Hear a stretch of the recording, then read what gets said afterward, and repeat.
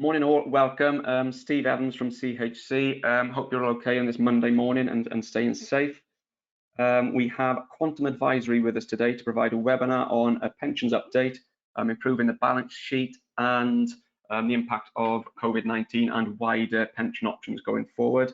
The session is probably going to last between 30 and 40 minutes. We have Stuart and Adam, both of whom I'm sure you're well aware of, with Quantum Advisory today. If you do have any questions, please leave them in the comments and questions box, and we'll pick them up at the end as part of the Q&A session.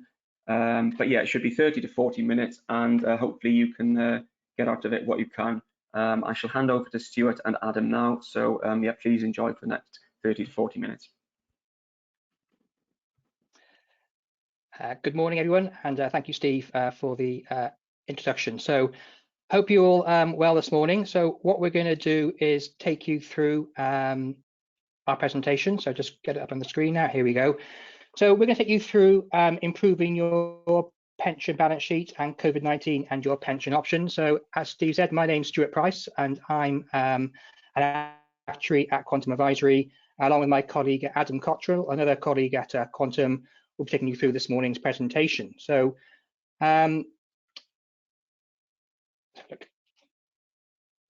before I thought I'd start, I'd just let you know, who are Quantum. Some of you may not know who we are. We're an independent pensions actuarial firm with a headquarters in Cardiff, around about 100 employees in Cardiff, and we help employers run their pension arrangements. So we run around about 100 pension schemes, doing a similar service to what the Pensions Trust do for the Social Housing Pension Scheme. But in addition to that, though, we provide independent pension services to employers, so we can provide them with independent, pensions actuarial advice. And you can see there's a full range of services we provide.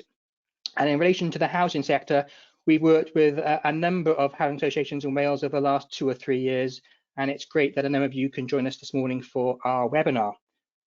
So what will we go through? Well, the main part really is in relation to SHIPS and financial accounting, because as you're all well aware, it's going to be this week, I understand, that the Pensions Trust will be issuing you with your pension disclosures in relation to your FRS 102 SHIPS liabilities and assets.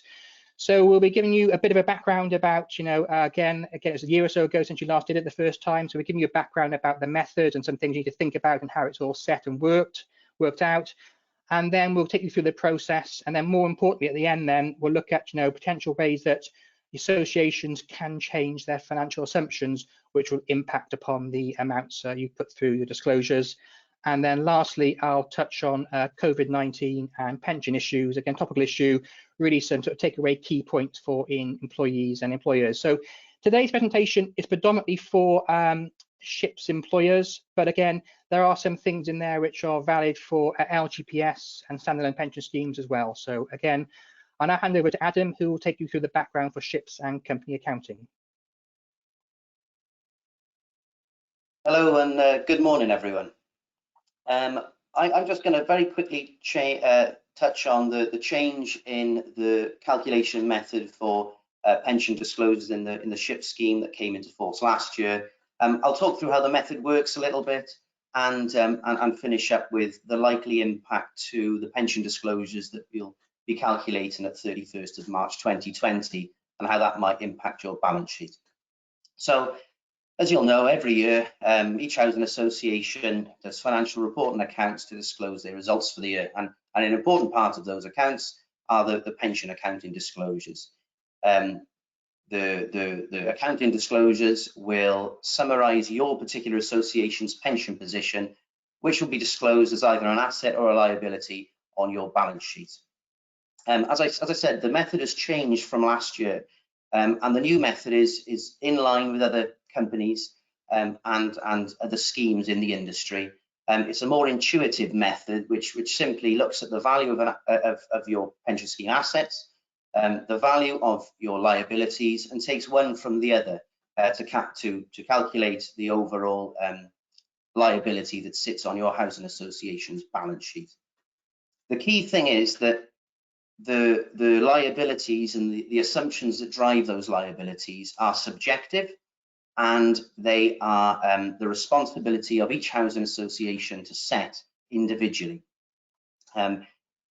it is the housing association's responsibility to set them and to be able to justify them in the face of any scrutiny. The final thing I wanted to mention on this slide was the funding valuation that takes place in September of this year is very different to the sorts of valuations for company accounting that I'm talking about today. The funding valuation is used only to derive the contributions that each housing association needs to pay into the scheme, whereas this valuation is different.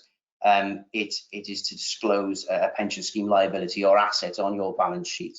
There won't be any prudence in this valuation, and there are certain guidance that you need to adhere to as well. Next slide. So how do we actually carry out an actuarial valuation? Well, it is pretty simple in concept, at least. We've got to look at the present value of your assets and compare those to the present value of your pension obligations or your liabilities. To determine the value of your assets is relatively straightforward, and it's not subjective in any way. So the pensions trust will go to the market and they'll look at the portfolio of assets that they're invested in. Each housing association will have a share of those assets, and the market will provide a value for each share. So those assets are set in stone and need to be compared against the liabilities. It's when you start talking about and thinking about how to calculate the liabilities that things start getting interesting, and is really where the majority of this talk will be focused.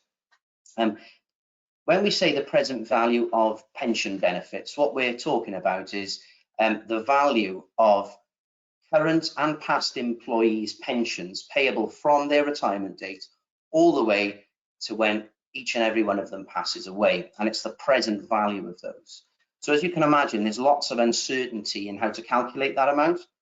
There will be, for instance, an uncertainty in the rate of inflation between now and the end point.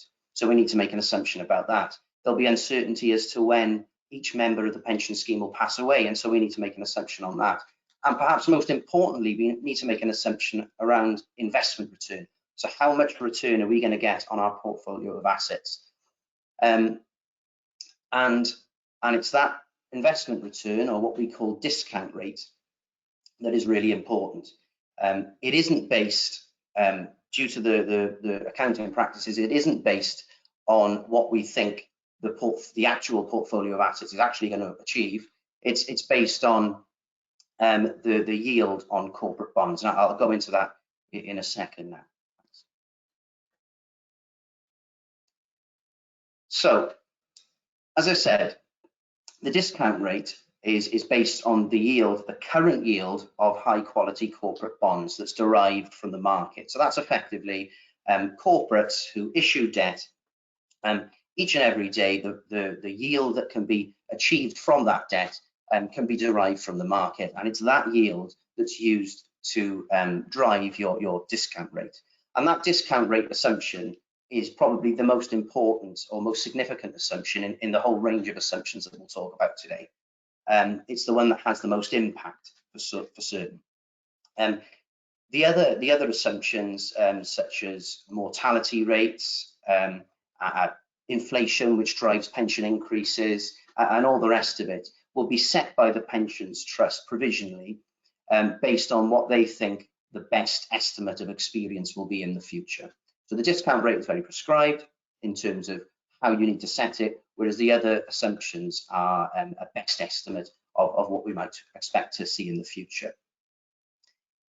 I think the key to this is each association needs to look at the assumptions that the pensions trust is proposing for them and come to a conclusion on whether A, they're reasonable, and B, whether they can be justified. And it's the association's responsibility to set those. But of course, that in part then means that it's under the association's power to set what level the liabilities will be, and hence the overall asset or liability that will sit on their balance sheet. And that's the interesting part.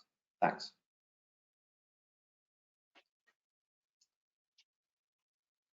Next slide, please, Stu. Thanks. So what has happened over the last sort of 12 months or so for housing associations with year ends at the 31st of March this year?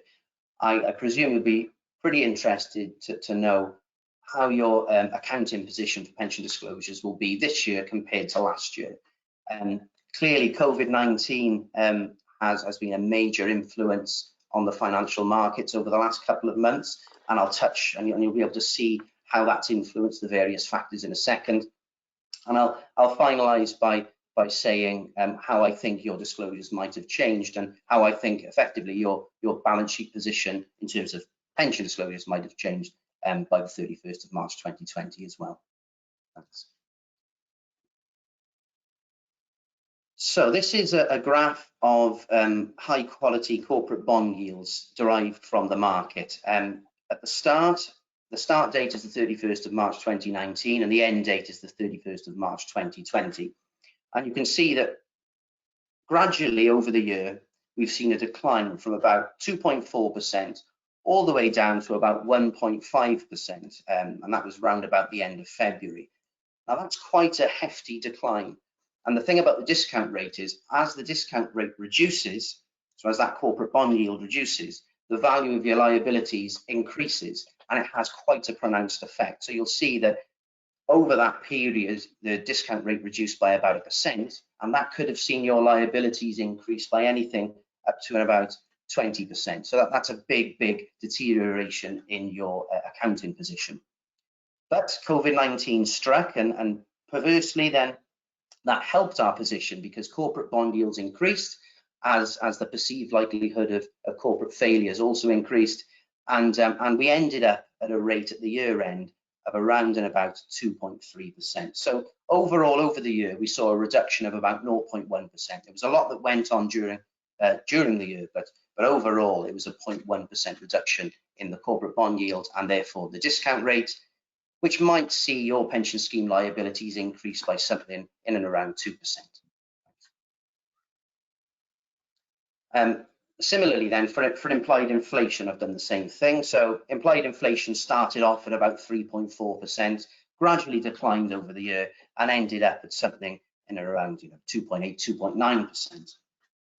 So overall, we've seen a reduction of about 0.5% in our expected long-term inflation rate. So this is the rate that we'll use to project pensions from now up to retirement and then past until each member has passed away. So a 0.5 reduction in the inflation rate is a good thing for our pension scheme liabilities, because it means that our pensions that will eventually come into payment won't need to be so large. So and a 0.5% reduction is quite significant. So you might see a reduction of something in around of sort of 5% in your liabilities, which is good. And then finally, you need to, that's focusing mainly on the liability side. We also need to consider what might have happened to the assets. And as you heard through the news, the performance of the financial markets has been very dire since the COVID-19 outbreak. But again, what's important is comparing the assets at the end of the year with those at the start of the year. And although we had, drops of 30, 40% over the last couple of months in equity markets, which hasn't been welcome at all, there was good performance before that. And so the overall impact might see assets fall by maybe 15%, which is still quite a pronounced impact. However, the SHIP's pension scheme will be invested in a very sophisticated, diverse portfolio of assets. It certainly won't have 100% investments in equities, global equities. It'll have a lot of protections in place. So I would expect the assets of the SHIP scheme, and hence your individual housing association pension assets, to have reduced by a number far less than 15%, and would have benefited from a lot of that protection that's in place. Thanks. Okay, so there's a lot going on there. We understand what's happened to markets. We understand what might have happened to our liabilities and assets, but how does that impact our pension scheme disclosures and the liability that will be presented on the housing association's balance sheet? Well, overall, I suppose our pension obligations, the value of those has probably come down over the year, which is good news. Unfortunately, the value of our assets has also come down, and I'd probably, if I was a betting man, suggest that they've come down by a little bit more. So overall, we've probably seen a deterioration in the accounting position, albeit not by as much as you might expect, given all the uncertainty, news, and the significance of the COVID-19 outbreak. So I hope that's a little bit of better than you were expecting news. And then sticking with the positives, there's also the pension expense disclosed through the income statement as well. That expense is known at the start of every year because the expense is based on the assumptions in force at the start of the year. So you'll already know that expense that will be in your income statement from the 19 to 20 year. The good news is the expense for next year, that is from 20 to 21, I think for the same reasons that the liabilities came down, I think the pension expense will also come down, which will be welcome, I'm sure, to a lot of you. Okay, thanks there, Adam. What I'm now going to go through is explain the process that goes on at the Pensions Trust and how you can potentially make changes to your assumptions. So first of all, what's going to be the process for this year? Well, as I mentioned at the start, the Pensions Trust, they go away and they work out the FRS disclosures for all 500 or so associations, and these will be issued to yourselves, we understand, sometime this week. Now, what you can do, you can get that information from the Pensions Trust, accept what they provide you, and put that into your accounts, and obviously that's the process then done. But as Adam mentioned at the start, though, associations have the responsibility and the power to change the assumptions, and essentially usually putting assumptions that suit the cohort of your employees and your organization. And again, you can do that again, and you can change the assumptions, and then you rerun the model that's provided you by the Pensions Trust to recalculate your pension disclosures, and then you can put those new results into your financial statements. But I suppose the key question you're asking yourselves is, though, what changes can you make and how can you justify these changes? So what we've got here is, independent actuarial advice is obviously very, very key in relation to this. And what the actuarial advice can do is identify what changes are possible for your association, and also give you an indication of the financial impact of these changes, because changing some of these assumptions has a limited impact, or other assumptions, which by changing by a small amount, has a big impact on the numbers that can go through your financial statements. And obviously, if you have an actuarial report provided, then that can provide just justification for your external auditors when it comes to having your account audited by them at the end of the process. Now, the impact of some of the changes can be quite significant. So what we thought we would do is take you through a quick case study where we got involved last year with a ships employer to show you what can be done and what the changes can look like on the balance sheet. So here you've got results from last year. You've got 31st of March 2018, and obviously the current year last year was 31st of March 2019. And what you have is the value of the plan's assets on the left-hand side there, the top row. Then you've got the present value of the defined benefit obligation. So that's essentially for your cohort of employees in ships, your active employees, those who have left, not yet retired, and pensioners. That's the present value of all those obligations on the FRS 102 basis. And you've got your assets, value of your assets, less your defined benefit obligation. That will then work out whether you have a surplus deficit in the plan. Generally, at the moment, it's a deficit, and then that will be the liability that gets recognized on your balance sheet. Now, you can't change the value of the assets, as Adam said, that's fixed, but you can change the assumptions, because the assumptions are currently being set by TPTs, actuaries on already a generic scale, but each association can have their own different assumptions. And by changing those assumptions, then you'll amend that defined benefit obligation, which will then impact on the deficit in the plan, and obviously in the deficit then you have on your balance sheet. So we'll now take a look at some of the assumptions you can change. So last year, we looked at a range of assumptions for this case study, and the discount rate by far has the biggest change, as Adam mentioned earlier on. Now, TPT here, we're proposing a discount rate of 2.35%. But the way the discount rate is set is it's on a yield curve, and the yield curve last year was sloping upwards. And this association's liability duration was around about 22 years. It was longer than the sort of average duration on this liability curve.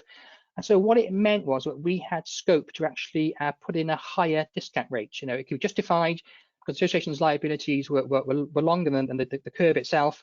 And in this example here, we could actually move the discount rate up from 2.35 to 2.6%. And because the discount rate was going up, the value of the benefit obligations goes down, and therefore the liabilities go down. And in this case, it had a 5% reduction in the liabilities. Looking at inflation, on the inflation side, there's different ways of setting the long-term expectation of inflation. And the method we were using could shave off around about 0.05% off the inflation rate. And again, that will then impact how pensions increase in payment, how they would value in deferment, etc. So it changes those assumptions, and that would reduce the liabilities by around about 1%. Obviously, the bottom assumption there, the salary growth assumption, is something that associations already have a lot of knowledge about. And it's an assumption that you can justify and change. And given the fact that, I think what TPT currently do is they set that to be equaling the RPI inflation rate. But given what's going on with COVID-19 and the crisis we're currently in, lots of associations may think that a number maybe is too high and can be reduced. And again, associations can have input in that salary growth assumption themselves. Going on to the next slide, if we look at the mortality assumption. So again, this is an assumption that the pensions trust use about how long members are going to live for. Now, again, they use industry-wide tables to get this assumption set. And last time around, they were using a CMI 2017 projection. But they weren't the most up-to-date numbers. The most up-to-date numbers were the 2018 projections. And what we've been finding in the actuarial industry is the fact that mortality is actually a little bit heavier than we first anticipated. And so people aren't living as long as we expected. In that case, you're not living as long as we expected, pensions won't be paid for as long as expected, and therefore reduce the value of the pension liability. And this example here, by doing this change, which is justifiable based on most recent tables, we could reduce the liability by around 2%. So you can see overall, when we looked at this one here, it was around about a 9% reduction. Things we didn't look at, but things you could look at, is things like the cash commutation allowance at the top there. And when people retire from pension schemes, generally they take the maximum tax-free cash sum they can. And when they take tax-free cash, it helps the funding of the scheme. So if that number was slightly higher, again, it could increase, could reduce the value of the liability. And again, you can do that by looking at the experience of the pension scheme and your cohort of employees to see whether or not that can be increased. Also, looking at mortality again, obviously you're based in Wales, and Wales actually has heavier mortality than the rest of the UK. So you could justify maybe by putting a heavier mortality loading in the mortality tables, again, to reflect the fact that the majority of your workforce are based in Wales and do have a generally higher mortality rate, heavier mortality rate than the rest of the UK. The other things there you can look at, which we didn't look at last year, but could be looked at this year. But there's this example here, though. All in all, though, with all those changes done, the actual value of the defined benefit obligation came down by around about 1.1 million, and that followed through into their balance sheet. So their defined benefit liability was reduced by around about £1.1 million in this example. And again, it's all about though making changes that are fair and reasonable. You're not trying to push the boundaries out. It's making changes that are reasonable to your cohort of employees that are members of the SHIP's pension plan. So, at the end of the process, what do you need to do? Well, as I mentioned at the start, independent actuarial advice is key, because it's key so you can actually justify, what changes you are making. And then once you have that independent advice, internally, either via your committees or your boards, you can then approve, the numbers we're putting into the FRS 102 pension accounts that will go into your financial statements. But also, though, it's very important to have that independent advice, because obviously the auditor now, we're finding all the pension schemes we look after, when we produce these numbers, auditors are now giving them more and more scrutiny and lifting up the bonnet, looking at them in a lot more detail. So if you've got independent actuarial advice which is justifying why you're making those changes, again, that will really, really help the process. And then once that's all done, you can then put the new results then into your financial statements and obviously then get them signed off by all the parties concerned. So that's a sort of a rattle-stopper tour of the company accounting side. I'm sure there'll be some questions on that at the end. But now I thought I'd quickly touch upon COVID-19 and pensions. And just again, obviously a very topical issue. And some of you may be wondering, how this is impacting pension schemes throughout the UK. Well, I've sort of taken it by looking at two areas, really. Thinking about employers. Now, they're finding things tough at the moment, with turnovers being reduced considerably, people not, working, etc. Again, employers are looking to cut costs. What can they do? and also for employees, especially employees who have been furloughed. How does that interact with their pension arrangement? So again, looking at this, we're looking at it from a ship's perspective, but again, though, you can actually look at it from other pension schemes as well. Now, in relation to pension contributions from employers, again, there is now a flexibility for employers to request a 3-month deferral of their deficit contributions. And that can be done by going to the trustees and requesting that. And again, it's only for a period of 3 months, then limited information is needed to be provided to trustees, and that can then be granted. There's also been relaxations over consultation process in relation to changing benefits temporarily while people are on furlough during the COVID-19 crisis. Again, that's something that's been done to make sure that changes can be brought about quickly to help employers. But what you do find, though, is that being in a multi-employer pension scheme like you are in SHIPS and LTPS, etc., you do have less flexibility than if you had your own standalone pension scheme. Something to bear in mind, but there is still some flexibility there. So, from an employer's perspective, what can an employer do? Well, on the defined benefit section, as I mentioned, if you've got a defined benefit scheme, then you can request a deferral of your deficit reduction contributions for up to 3 months. Again, it's quite a simple process to do. I did contact the Pensions Trust, and so far to date, they've confirmed that no employers who participate in the SHIPS pension scheme have actually asked for deferral contributions. The option's there, but no one has asked for it at the moment. In relation to defined contribution, what can you do as an employer to keep your costs down? Well, you could maybe move down to a lower contribution tier. So rather maybe paying 6, 7, 8%, you can maybe go down to the minimum of 4%. That makes make sure you meet your auto enrollment minimum requirements. You can do that. But unfortunately, the Pensions Trust have told us that it's going to take 2 months for them to implement any of those sort of changes, changing the contribution structure. So again, if you wanted to do that, by the time you put that in place, maybe we're slowly coming out of that crisis and coming back to some form of normality, whenever that will be. So maybe that's a bit late, and that's maybe how the less flexibility you have in relation to being in a multi-employer pension scheme. One thing again, though, which may be passed many of you by, is in relation to salary sacrifice for employee pension contributions. So, as a reminder, many employers have brought this in because when an employee pays their contributions, they pay national insurance on it, as does an employer. So what the employer does is, rather than the employee pay it, the employer pays that contribution for them, and that means then the employee and employer don't pay that national insurance contribution on the pension contribution. And because the employer is paying it for the employee's pay is adjusted downwards, taking into account the fact that the employer is paying their contribution on their behalf. Now, if you furlough an employee, their pension can't be adjusted downwards. You have to pay them the furloughed amount.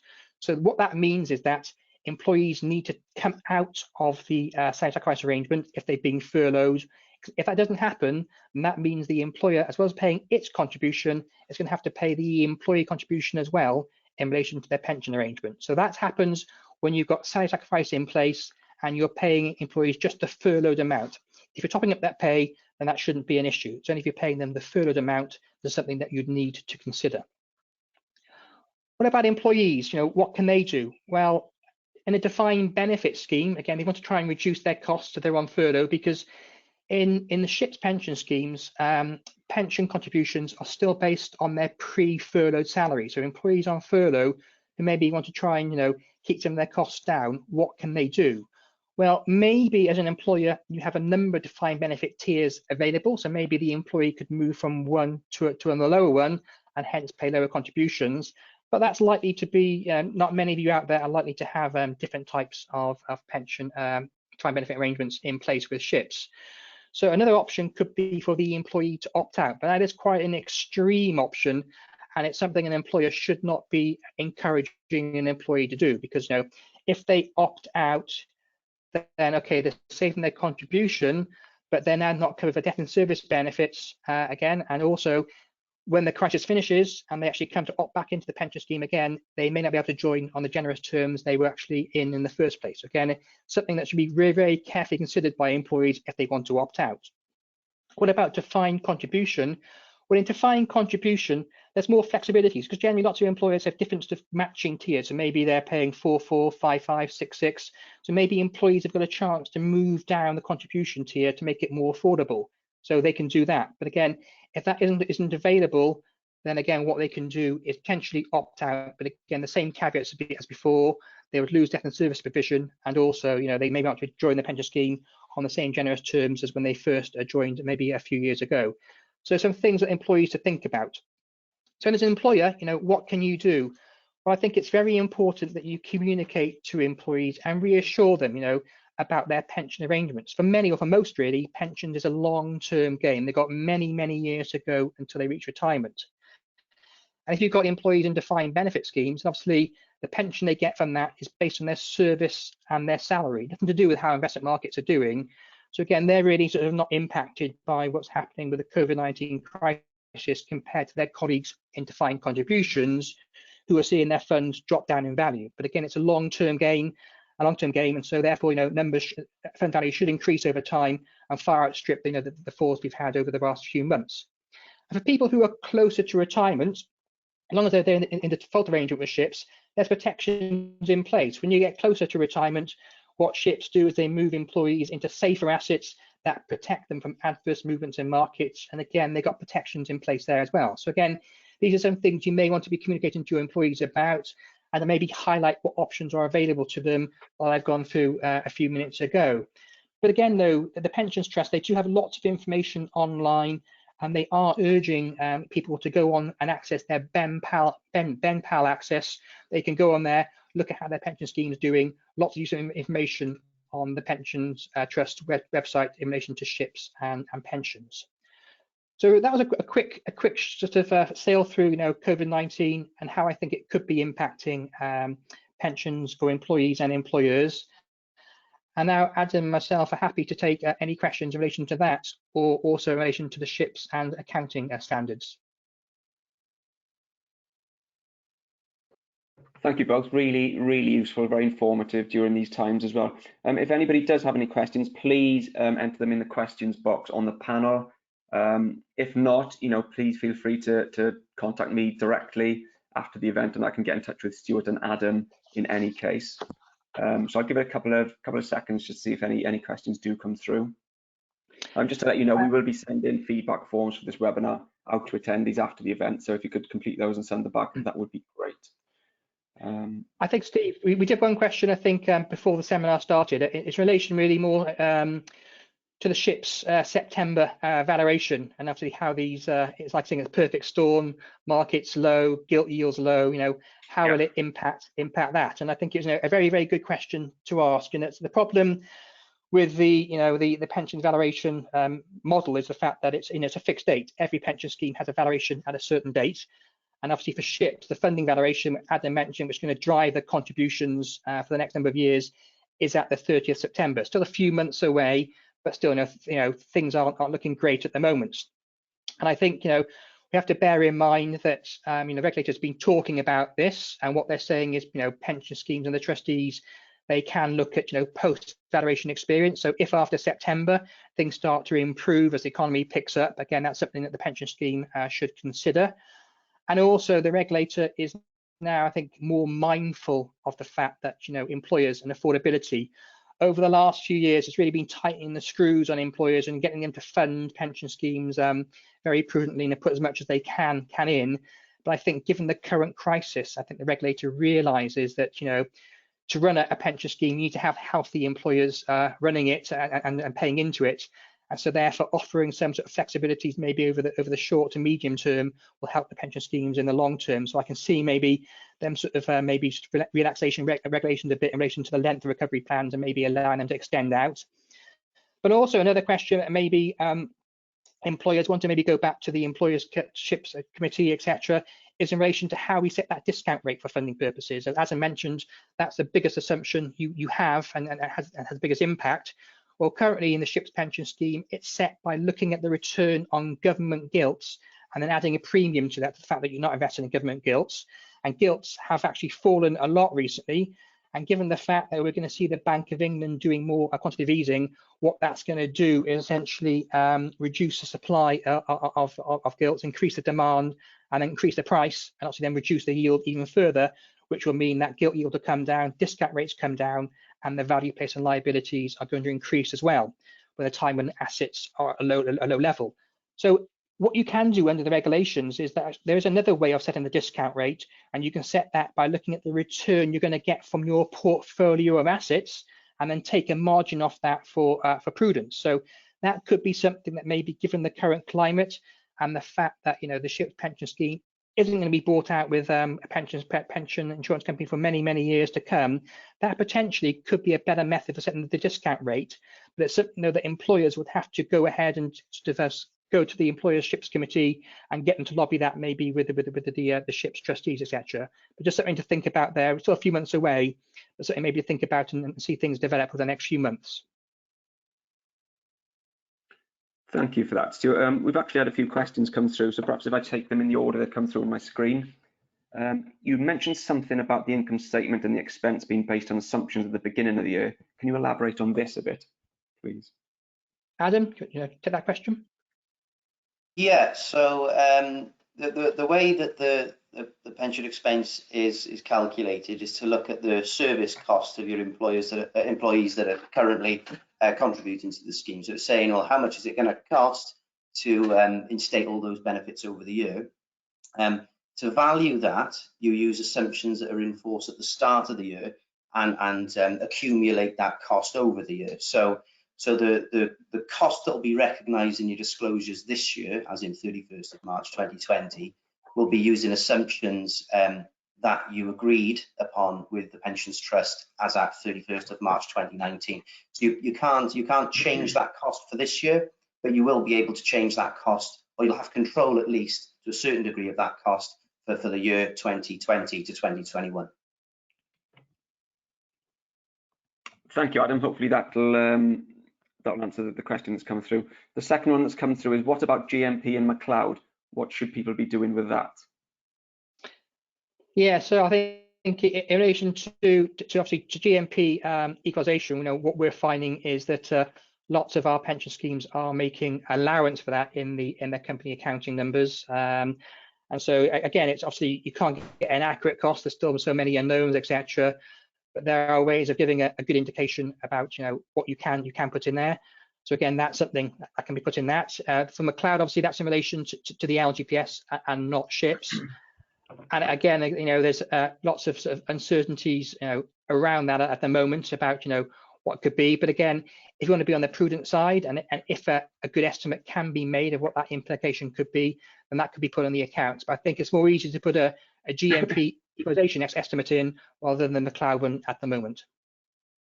Excellent, thank you. A quick question on the deficit deferment. You mentioned the 3-month deferment for the past service deficit. Has this always been in place, or is it only only come around due to COVID? Again, this has only come around for COVID, so it's something that's been put in place. I think the regulators offer the flexibility, knowing the fact that employers are finding it very difficult at the moment.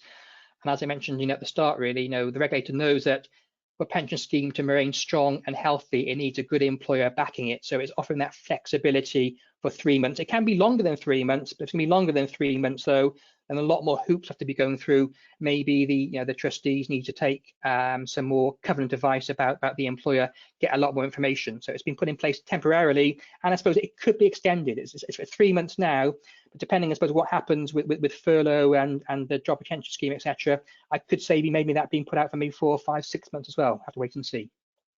Okay, no, that's really useful. Thank you.